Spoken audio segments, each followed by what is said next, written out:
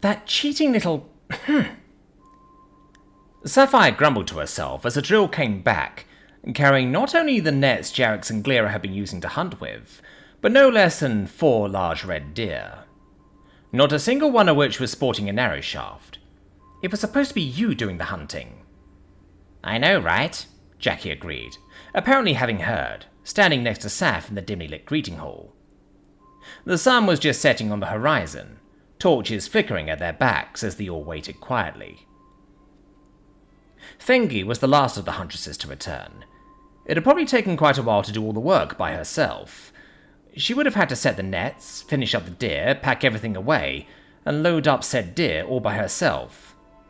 There could be no doubt this was an achievement even with the help of a dragon, but it still left Saf with a sour taste in her mouth. "Oh, would you two just let her be?" Essie scolded, Saf being forced to conclude she had been a lot less quiet than she thought. Hopefully the two had a good day together. "Yes, Essie." Saf and Jackie sighed in unison, shoulders drooping a little. "Besides, if you feel cheated, remember one must dress their kills as well, and I doubt a drill would be much help with that." "Oh, yeah," Saf let out, remembering that part, suddenly not feeling so bad about only bagging 5 jackalopes in total.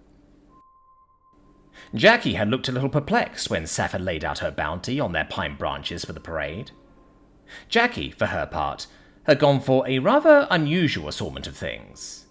Most confusing to Sapphire had been the 3 bundles of gory feathers that were truly beyond recognition. They looked like a sparrow which had gotten caught in a dragon's blast.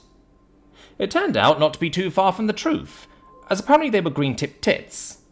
The exact same as what Sapphire had brought back last year, only these ones had been taken with a shotgun rather than skill. There had also been a pair of green geese and a duck of some kind, which had all survived the treatment a bit better.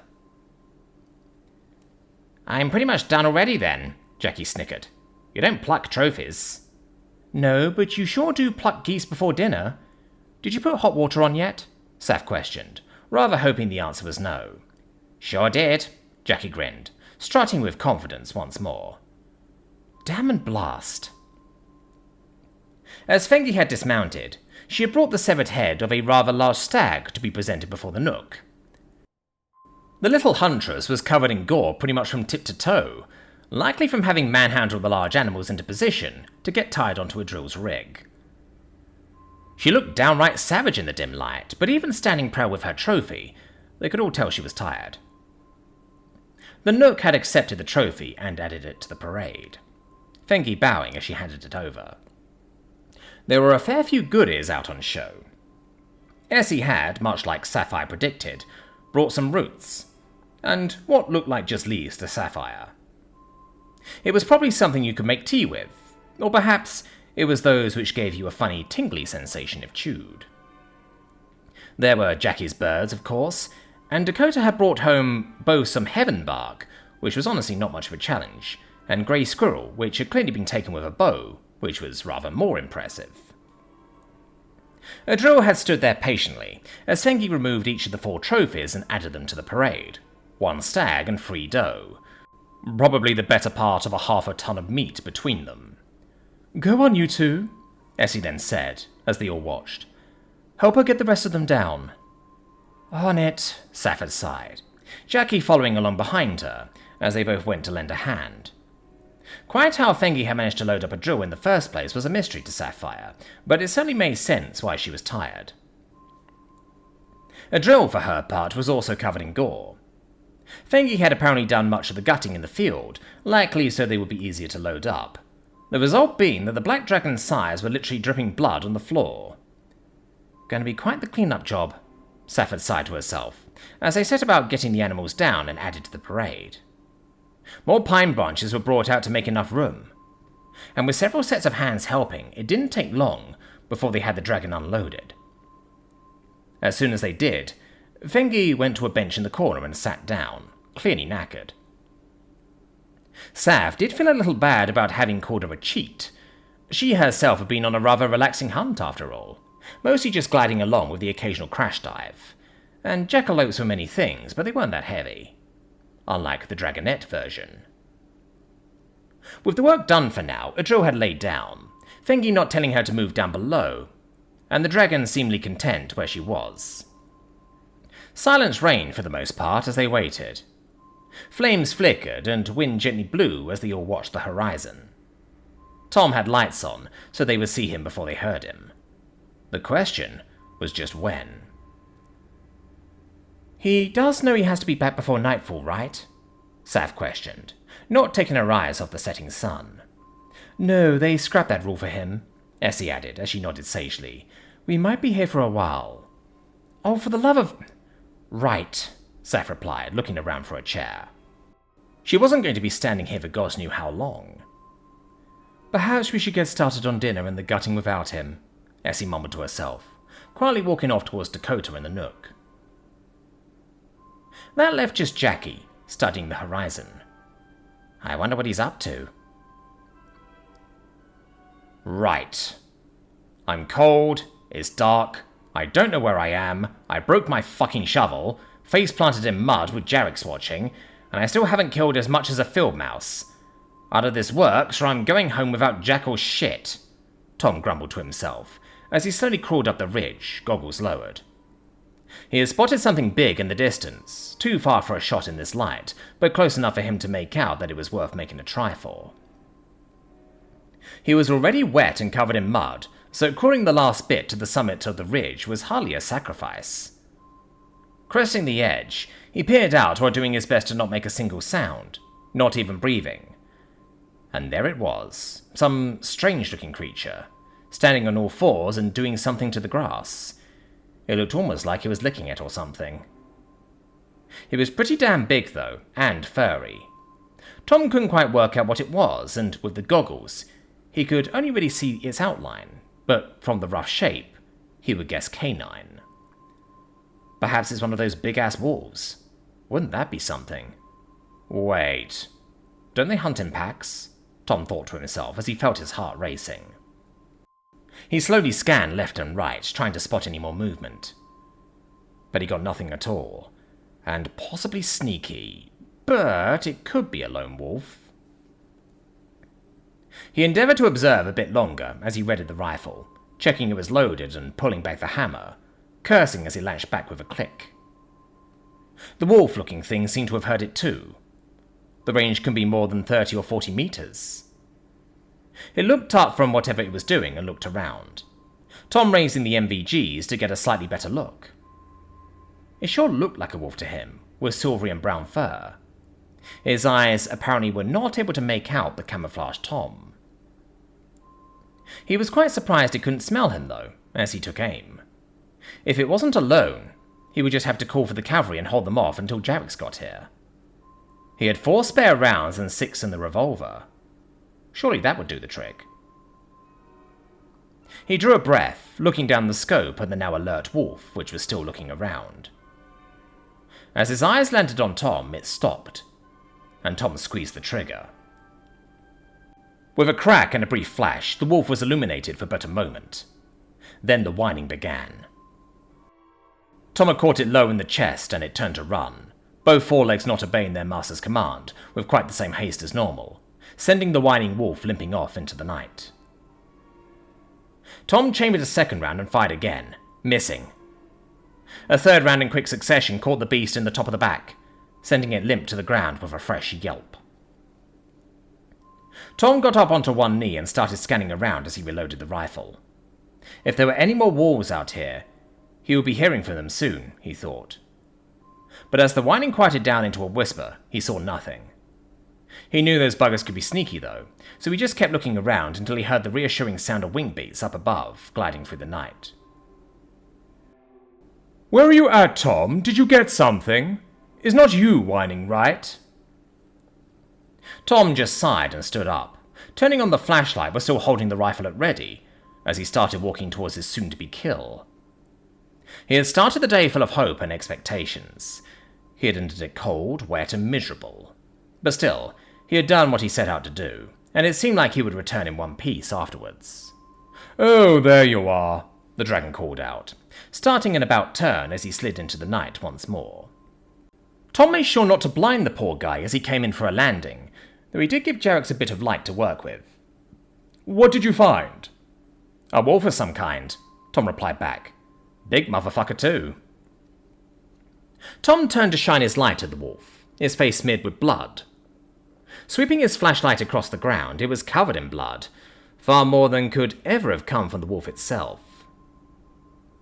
"What the—" "My, that is quite the mess," Jarex added, as Tom turned his attention back to the wolf, looking at it more closely.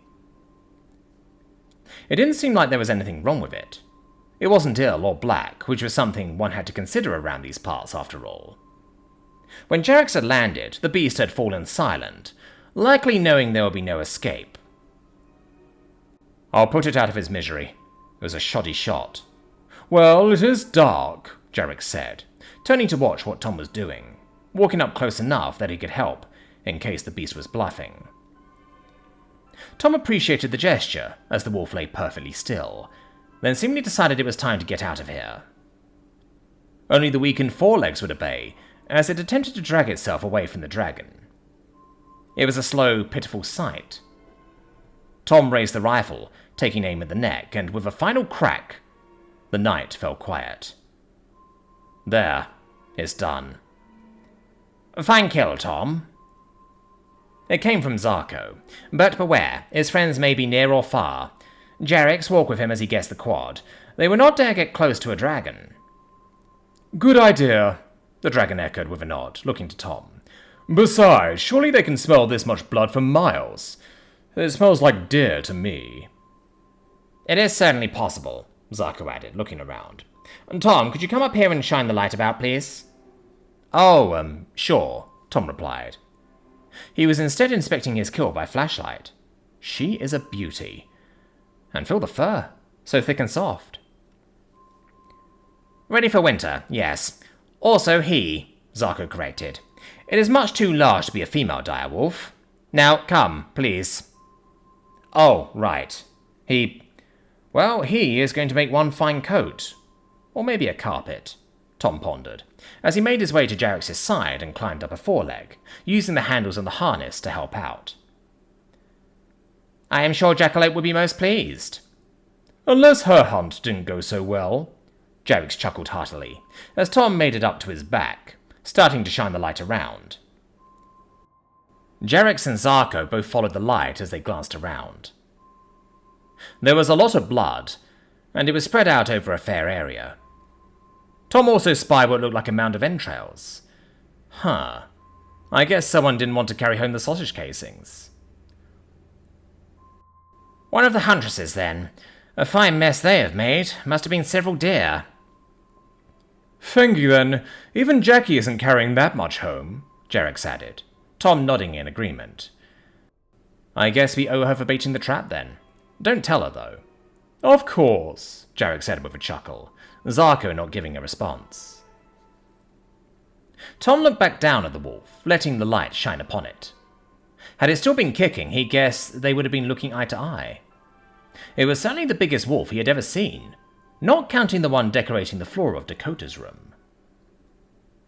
You know, if these things are just as smart as the wolves back home, or maybe even smarter, it might be possible to befriend one of them. "I have heard tales of it done, yes," Zarko added, much to Tom's surprise, though mostly whenever a beast talker is involved. "What, like Wapurna?" Tom had never quite worked out what the extent of her magic was. She could do something with animals, that much was certain, and they often joked that she spoke to them, but it seemed more like she could feel how they were doing to him. Maybe it was more like an empath sort of thing. "No, and yes. I won't claim to know, but I believe her magic is rather weak, and more about sensing. A true beast talker has more in common with Jelena." "Ah," Tom let out, trying not to let the disapproval show. That just felt like animal cruelty to him. Not that his shoddy shooting wasn't as well. "From what I have heard, such people often have good relations with their beasts, though it may just be stories, of course. I suppose it may vary." "Well, if they can do it a little more painlessly, then that would be grand," Tom grumbled, as he went to climb back down. He wanted to have a closer look at his trophy. I once heard about one who could literally understand what they were saying. Everyone thought he had gone mad, Jarek added as Tom clambered down, the dragon waiting patiently. We'll put that one at the top of the list then. I want a wolf tamer, Tom joked, as he jumped the last bit of the way down. I will make a note of it, Zarko chuckled dryly. Now fetch your quad, night has already fallen. Yeah. Wait, why did I need to get down for that? Tom questioned, looking up at the woman, who was still sitting high and mighty at the base of Jarek's neck. You didn't. You were the one who climbed down yourself. Besides, we mustn't aid. Isn't that right, Jarex? The dragon just nodded, with a big shit-eating grin. They had waited for quite some time. The kids were put to sleep. Fengi had gotten to work skinning her kills, and in general, things had devolved a bit from the religious reverence into casual small talk. The outer door had been shut, leaving just one guard outside on the platform to watch for Tom's return, as the rest of them huddled for warmth. It was kind of hard to heat up the greeting hall since there were no proper fireplaces. If they had squeezed Baron inside, that might have helped things a bit, but for now he was outside, as was a drill. The Black had been evicted to make room for the larger-than-expected parade of kills. The Black Dragon didn't seem to mind, retreating to her little shelter with only minimal fuss about. Enjoy your cult sacrifice, which was to be expected from her. Saf had cut off the antlers from her 5 prizes, and she was currently wondering just what to make of them for Maiko. She guessed they could easily enough make a crown or elaborate circuit, but she didn't really think that was his sort of style. Armbands, perhaps, and a necklace was always an easy one. Then the man himself had sat down next to her, on the bench by the wall she had commandeered for her work. Jackalopes, eh? Small and hard to hit, I hear. She smirked a bit at the compliment, holding up 2 of the small pairs of antlers. And rumoured to be quite magical, too. Oh yes, of course. The strongest of all rabbits and hares, known as charms of strength and virility. Planning on doing anything in particular with them, or are you giving away all the trophies to the gods tonight? No, I was thinking we offer up the heads, maybe the feet too. The meat is quite tasty, and these... She handed over the 2 antlers. Are for you. I do still need to work out what to make of them, though. Oh, thank you. Perhaps they could be shaved down to the white and strung together into a large necklace. If that is what you want, then sure. 10 antlers should make a pretty decent one.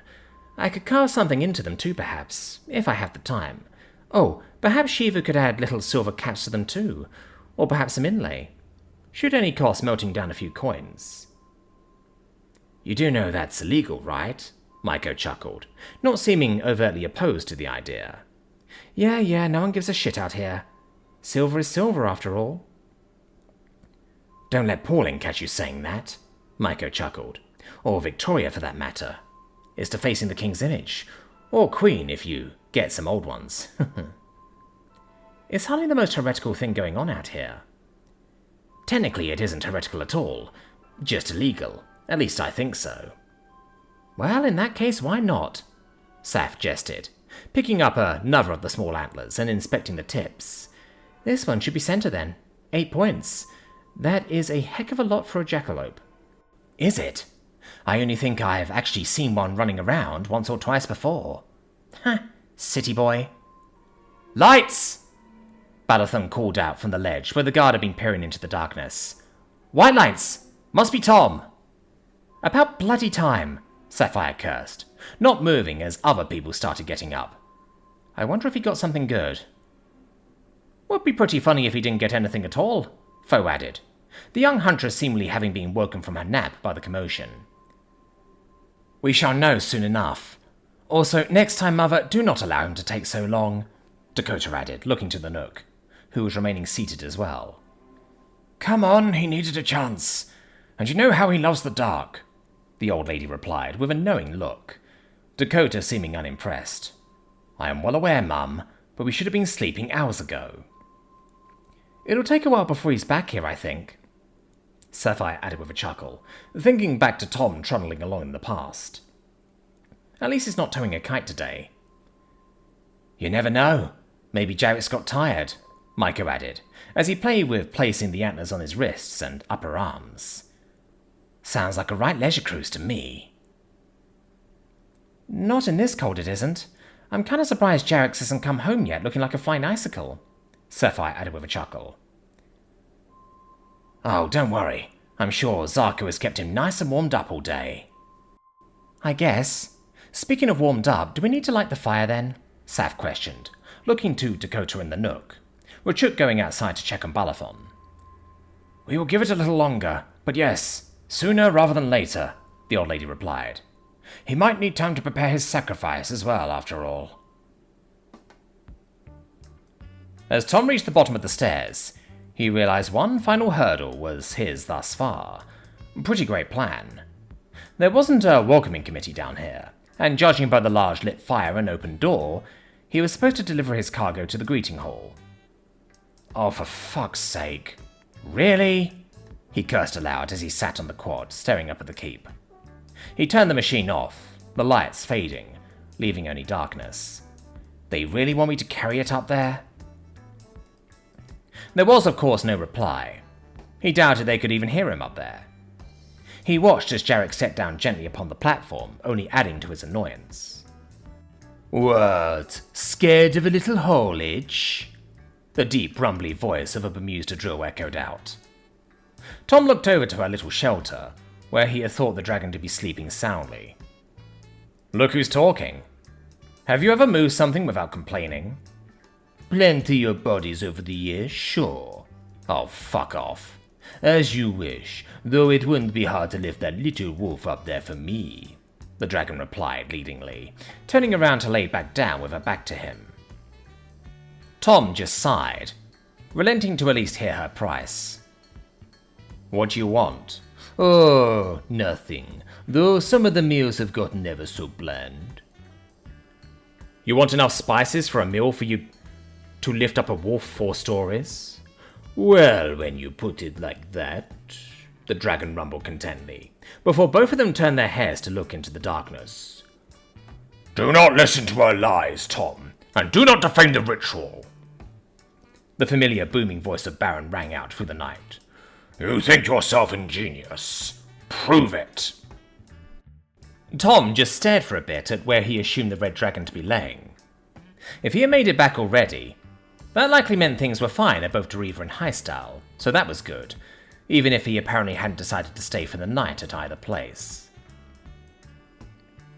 Tom raised his voice a bit to reply, since he wasn't really sure where Baron actually was in the darkness. It's just some stairs. Not that hard really, just annoying. Then get on with it, the dragon rumbled in reply. Yes, I'm going, Tom grumbled right back. He was a little annoyed at getting called out for not being smart, because of not wanting to go up some damn stairs. He could try hauling it. It was heavy as all hell, but not immovable. And leave a blood trail all the way up all the stairs? No. Smarter way, he pondered, looking up at the platform where a few faces were peeking over the edge looking down at him. Of course no one was coming to help him out. Wait a fucking minute, Tom thought to himself, remembering the old winch block set in the wall above the entrance to the greeting hall. A puma said it used to be part of a wooden crane-like contraption for hauling up stuff from down below. And we got plenty of rope now, Tom chuckled to himself, glancing at the quad bike. Yeah, that'll work. Welcome, Tom. Have you brought your tribute? The Nook questioned, as the human came stomping up the stairs. Saf did note he seemed a bit agitated, and more importantly empty-handed. Not to mention covered in mud from head to toe. She supposed he had not had a brilliant hunt. It could be hard to say with Tom, though. The mud might have been part of the plan.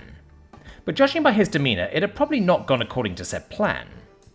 Bad hunts happened, of course, but she had to admit, she was surprised he had failed. And even more so that he would have returned before the sun came back up if he had.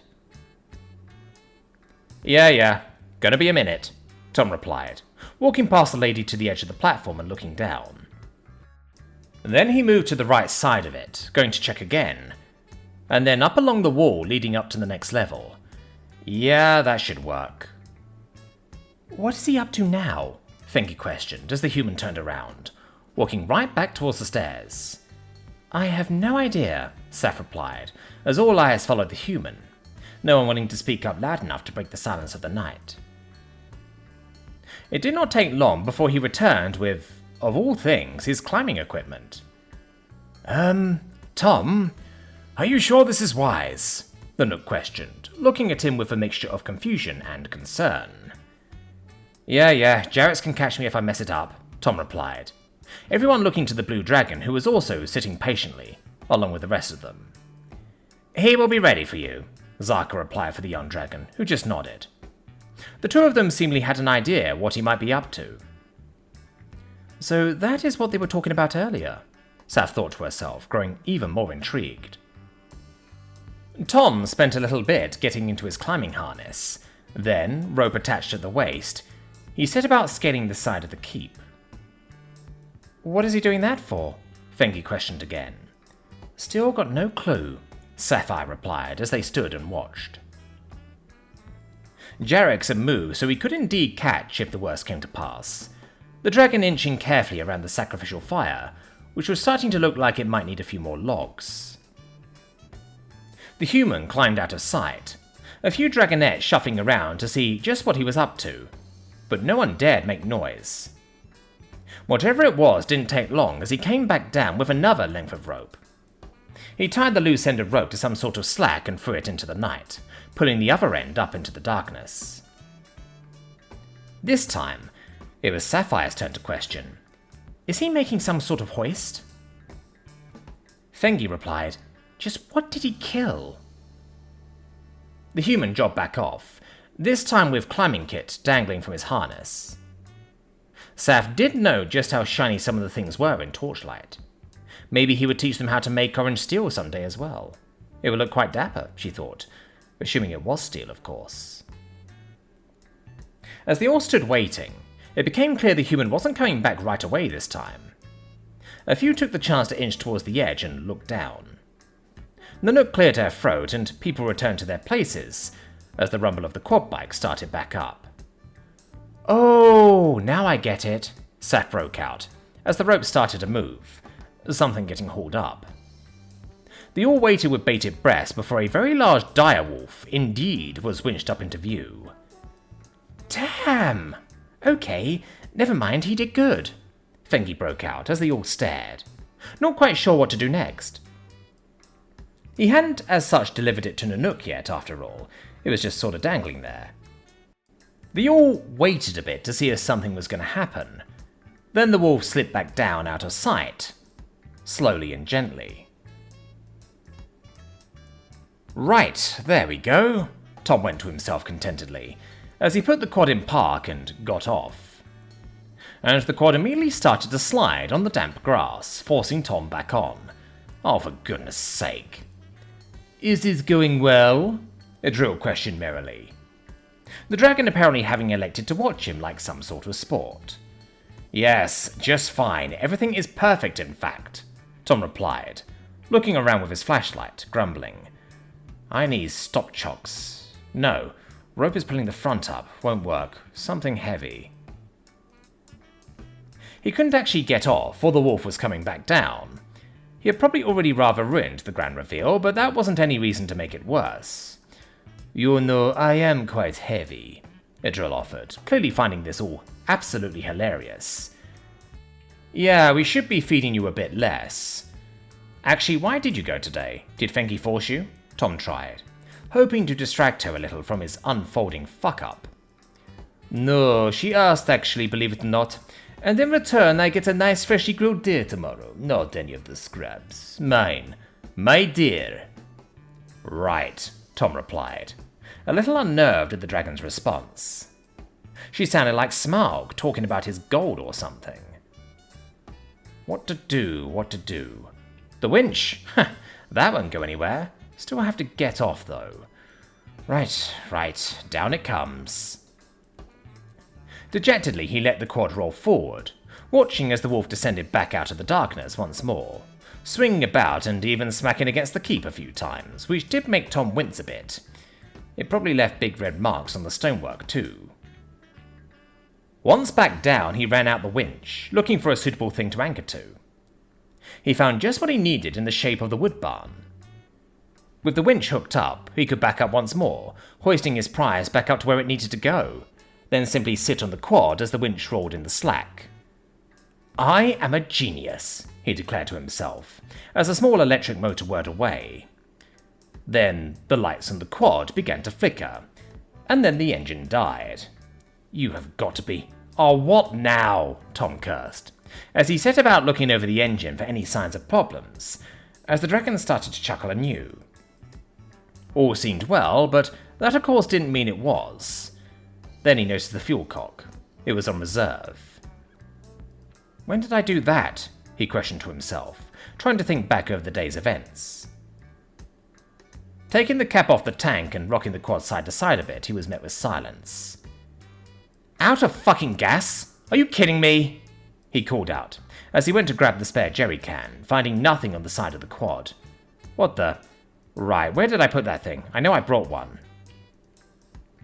Tom shone his flashlight about, landing on the now mostly empty trailer, parked next to the keep, where lo and behold, the jerry can sat prettily. "You have got to be shitting me," Tom swore, as his day just kept getting worse. He looked at the amount of cable left to wind in and tried to remember just how much power that winch motor actually pulled.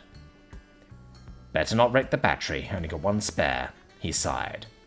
Then, relegated to his fate, he let the quad roll forward, once more in defeat, as the wolf came back down. They must think I'm a fucking idiot right now. Idril certainly thought so, as he could hear the dragon snickering even from here. "Last laugh is the loudest," Tom cursed as he got off once more. He wasn't getting beat by a fucking dog on a leash and some stairs. No fucking way. "Do you think he is doing it on purpose?"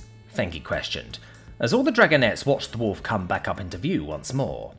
"Some sort of religious thing, perhaps?" "He never struck me as very religious. Perhaps he asked some of the kids what he was supposed to do," Saf replied, as Jackie scratched the back of her neck. "I mean, I don't think so. Maybe it's like a silent puppet show." "With one puppet?" Fengi challenged, clearly not believing that explanation. This time the wolf remained hanging, and the lights of the quad remained on for some time. Then they finally turned off, letting the darkness return once more. "I guess we might be about to find out." It of course took a while more before Tom made it back up the stairs, the human looking properly fuming by now. And they were all starting to get rather tired. No one asked questions though. Tom didn't really seem like he was in the mood for those right now. It certainly didn't help that he was carrying a halberd. The reason soon became clear as he started poking at the wolf, dragging it in over the side of the platform. It was a rather ungainly procedure as the dead creature swung back and forth, and quite how he intended on getting it down, Saf didn't know. She would have tied some sort of quick release knot, but knowing Tom, he likely had no clue how to make one. "How come no din fucking lot?" Tom spat out in his strange tongue, Sapphire believing he was cursing, though it could also be a strange sort of prayer. Jackie did chuckle, so probably the former. Thomas seemingly concluded the same as her, realizing the fact that he didn't really have a way to get the wolf down, even when it did swing in over the platform. Seemingly sick of this shit, he decided to just swing at the rope, probably wanting to cut it off and be done with it all. "Is that thing even sharp?" Fengi questioned, as the human took his third swing to little effect. "Well, it's not mine, so no clue," Jackie added with a shrug. "If it's one of the training ones, then definitely not." It would seem that was in fact what Tom had gotten his hands on, as he wound up for an even bigger swing, clearly done with this shit. It looked rather comedic, but the force was there, as he hit the rope just above the knot holding the wolf. The rope didn't budge, but something sure did, as there was a loud metallic ping, and the wolf fell down on the very edge of the platform. Tom looked confused rather than relieved for the split second he had, before something hit him in the back of the head, bouncing off his helmet with a clang, eliciting a yelp of surprise from the human.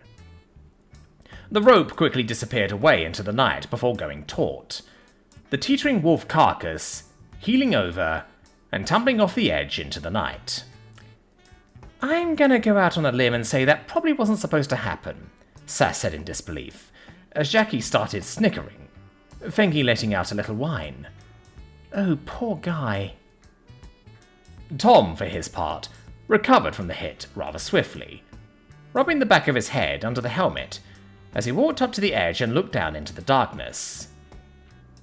"Dette kraften med loggen det där." And then the deep, booming laugh of a certain black dragon started.